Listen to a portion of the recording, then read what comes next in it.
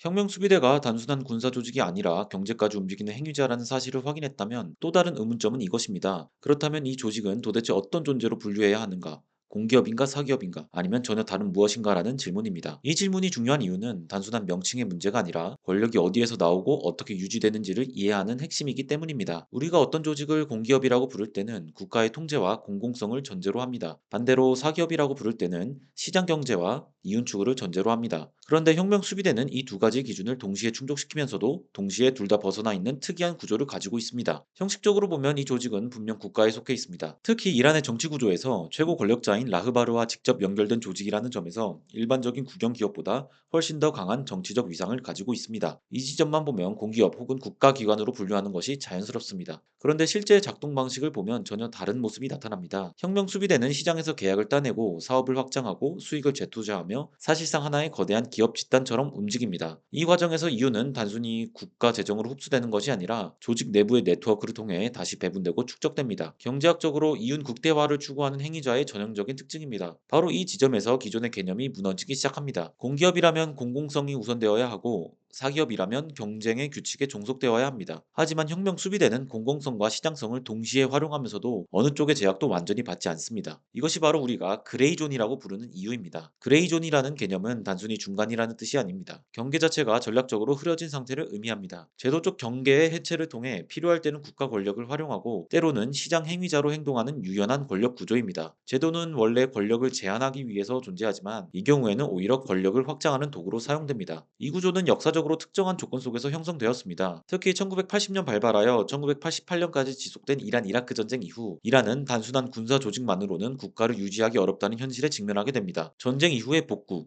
그리고 이후 이어진 국제적 고립 속에서 군사 조직이 경제 영역으로 확장되는 것은 선택이 아니라 생존 전략에 가까웠습니다. 이 과정에서 혁명 수비대는 단순한 군대가 아니라 자원을 동원하고 배분하는 핵심 권력으로 변하게 됩니다. 여기서 중요한 것은 이들이 시장에 참여하는 것이 아니라 시장의 구조 자체를 재편할 수 있는 위치에 있다는 점입니다. 이것은 일반적인 기업과 결정적으로 다른 지점입니다. 이 상황을 이해하기 위해 우리는 또 하나의 개념을 사용할 수 있습니다. 바로 준국가 행위자입니다. 이는 국가의 일부이면서도 독립적인 이해관계를 가지고 행동하는 조직을 의미합니다. 국가 안에 있지만 국가와 완전히 동일하지 않은 존재입니다. 혁명수비대는 바로 이 성격을 강하게 가지고 있습니다. 결국 이렇게 정리할 수 있습니다. 혁명수비대는 공기업도 아니고 사기업도 아닙니다. 국가 권력을 기반으로 하면서도 시장 메커니즘을 활용해 자원을 축적하고 다시 그 자원을 통해 권력을 강화하는 순환 구조를 가진 독특한 행위자입니다. 이 구조를 이해하지 못한다면 이후에 등장하는 본야드와 카타말 암비아와 같은 조직들이 왜 그렇게 작동하는지 전혀 이해할 수 없게 됩니다. 다시 말해 혁명수비대의 정체성은 단순한 분류의 문제가 아니라 이란이라는 국가가 어떻게 권력과 경제를 결합하여 왔는지를 보여주는 핵심적인 단서인 것입니다.